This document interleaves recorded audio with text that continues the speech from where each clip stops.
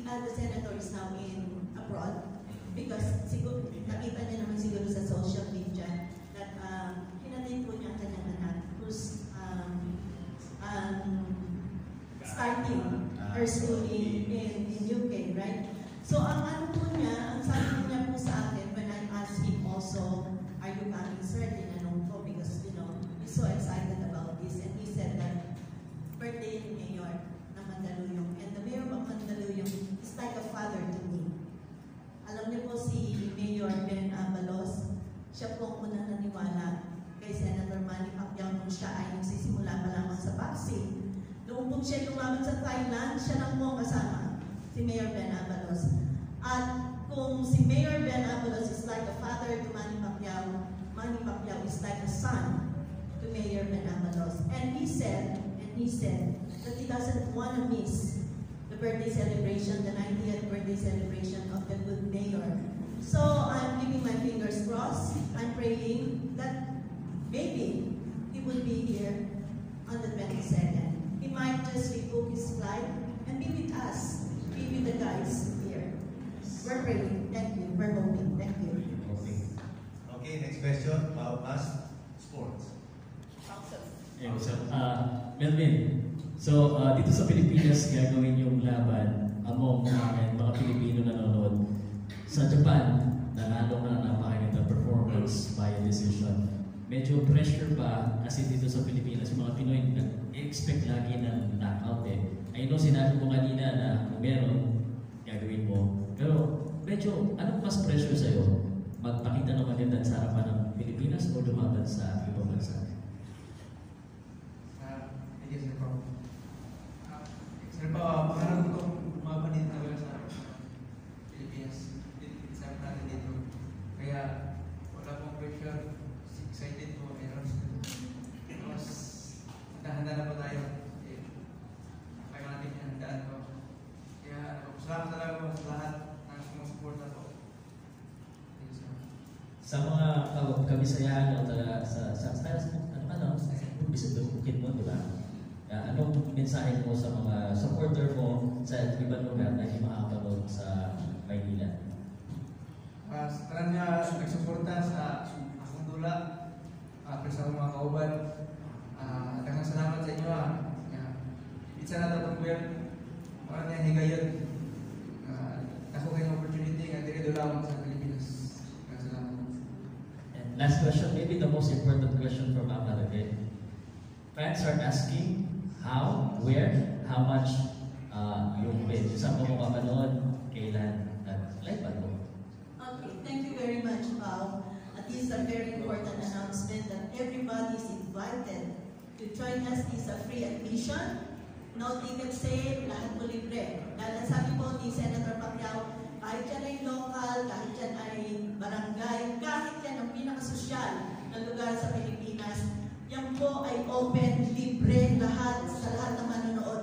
Dahil po, alam po nila ni Manny Pacquiao, ni Senator Pacquiao, that every Filipino in his heart is a boxer, is a fan of the boxing. So, ang gusto po niya, kayo po yung iimbitahan niya na manood po. Doon po kami sa Mandaluyong. Birthday po yun ni Mayor Ben Abalos. So, double celebration yan eh. Birthday ni Mayor Ben Abalos na nag-sponsor ng ating pong lugar, ng ating venue. At siya po ay major sponsor din natin sa Fight Maycom. Ito po ay sa September 22.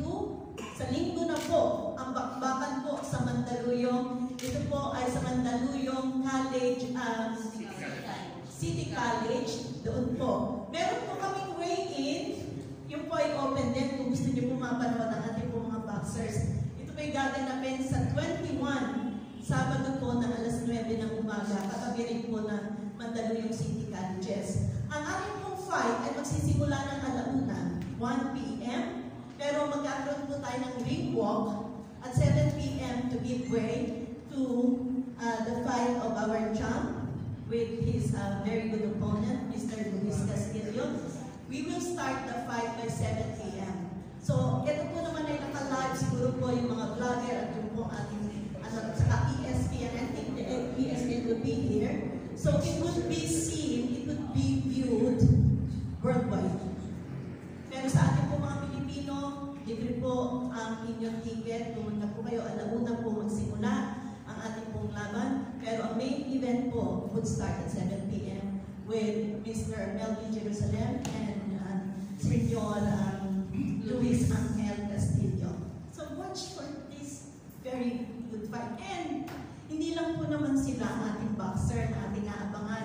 We have Jerwin Alcahas. Siya po yung undercard na ni Melvin. Ito po, this will be a very good fight also. At ito po, ang magiging kalaban niya ay Thai boxer. At hindi naman po sa pagmamalag sa inyo, kahit saan po kayo manood, ang global look po is always sila po. Kami po ang pinaka-fair. Kami po yung, hindi ko na sabing pinaka-mahusay, pero ang akin lang po yung pagmamalagay. Fair po pala din ang global look. We will always give you the best. And we will let our boxers shine brightly because they deserve to be there and watch. Maraming salamat. Manila Bulletin. This question is for Mr. Castillo. Just one question. Mr. Castillo, just to clarify, is this your...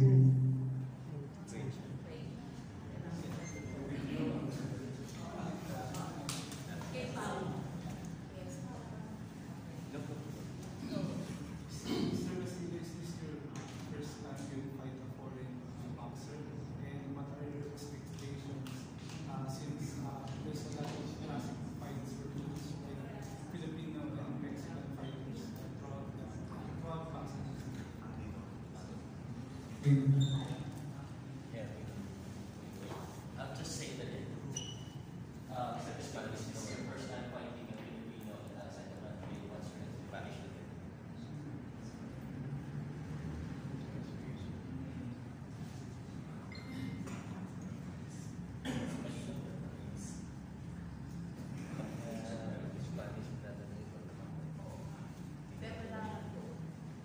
Es mi primera vez peleando fuera de México, peleando con Filipinas y pues con un campeón, que es Melvin Jerusalem. Pues mis expectativas que va a haber una pelea muy buena, muy entretenida para todos los filipinos y para todos los mexicanos. Pues México contra Filipinas siempre son unas guerras, son buenas peleas y pues esperen una gran batalla. La verdad venimos muy bien preparados, motivados para esta pelea de campeonato, que sin duda alguna va a ser una gran pelea.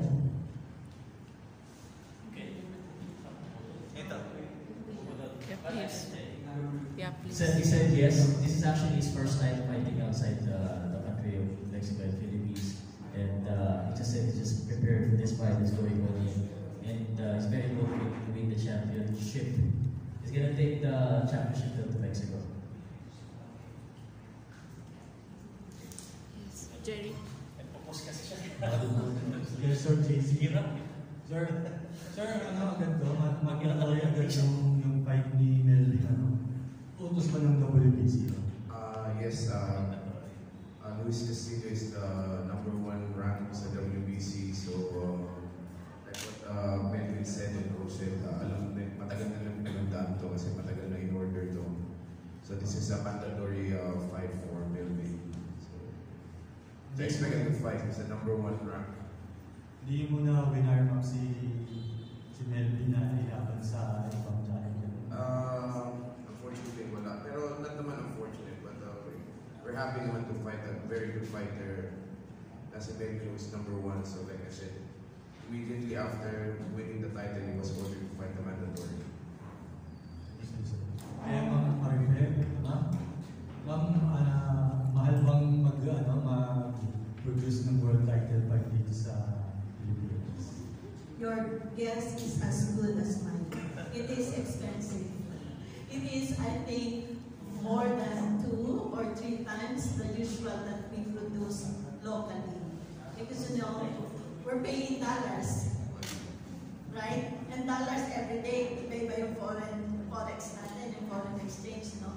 So, it's quite expensive.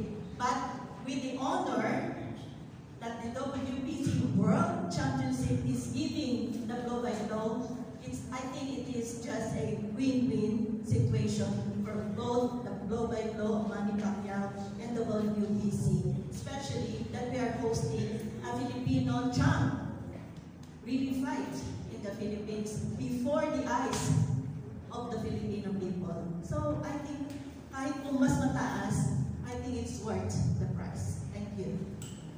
Ma'am, may bonus pa si Senator Pacquiao kay Melvin kung ma-defend tayo. I didn't get you right, sir. Can you just repeat? Ano sabi? Kung may bonus. Bonus. Bonus. Kung may bonus po sa Senator Pacquiao, malaki ng bayan. Malaki na. Hindi kailangan bonus. Happy ka, happy.